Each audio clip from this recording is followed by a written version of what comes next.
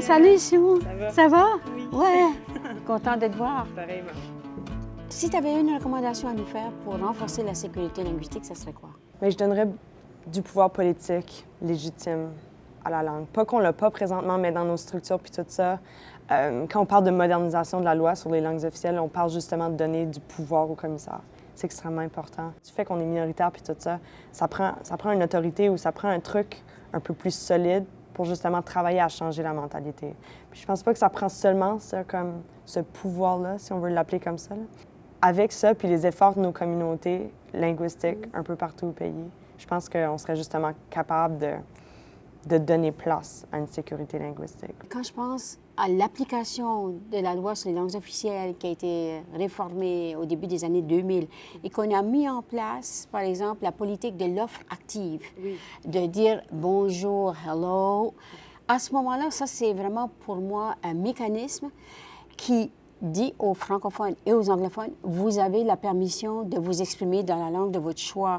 Et ça vient contrer un peu ce comportement qui est complètement intériorisé de ne pas s'exprimer dans sa langue parce qu'on a été habitué, même si on a les discours sur le fait affirmez-vous, etc., cette propension à toujours chercher à surtout ne pas blesser l'autre, elle peut jouer aussi contre les minoritaires. Ça prend des changements au sein d'un système qui laisse place à la compréhension des langues officielles, qui, à partir de ça, les gens n'auront pas peur d'apprendre les deux langues officielles, n'auront pas peur, avec l'offre active, de parler en français, même si c'est leur deuxième langue, juste pour la pratiquer à l'épicerie. Deuxième élément, moi, je pense, en tout cas, je pense tout haut, mais je pense à l'affichage. Pour moi, l'affichage, c'est un énorme dossier qui relève du gouvernement et des municipalités.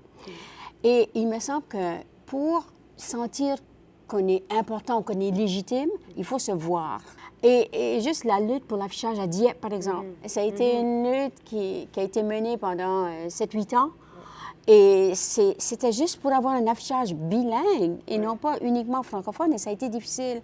Donc, des éléments, moi, je pense à l'application de mesures politiques comme celle-là qui pourraient faire une énorme différence. Absolument. Pour sécuriser les gens, pour dire, voilà, on existe, on est là, on regarde. Parce que si on ne se voit jamais, on a l'impression qu'on n'existe pas. Oui, ça prend un peu plus de rigidité à l'égard des langues officielles. Oui. Les individus sont fatigués.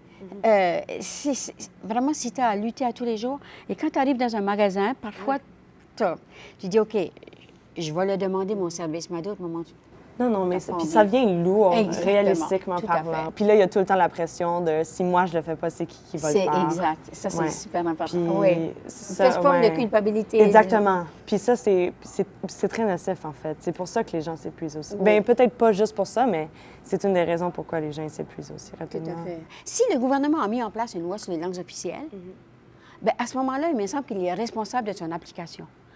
Et avec l'aide des organismes et des communautés, mais il doit vraiment...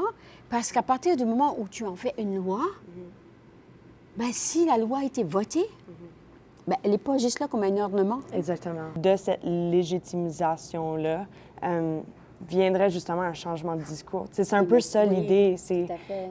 Parce qu'on peut pas rencontrer tous les gens de la majorité un par un puis de leur faire comprendre la réalité de nos vies au quotidien. Parce que ça a une réelle répercussion. Quand on réussit à voir... Moi, ça m'est arrivé plein de fois des amis anglophones à moi qui ne comprenaient pas que quand moi, je faisais partie d'une équipe puis que je demandais d'avoir une équipe sportive en français, pour eux, c'était absolument... L'idée, c'était pourquoi diviser les bons athlètes dans des communautés linguistiques. J'étais comme, mais vous comprenez pas c'est quoi l'idée de rentrer dans un vestiaire puis d'avoir besoin de parler en anglais ou en français dans votre cas, tu sais. C'est ça. Tu as donné l'exemple du vestiaire qui est excellent parce que tu vas plus loin que moi.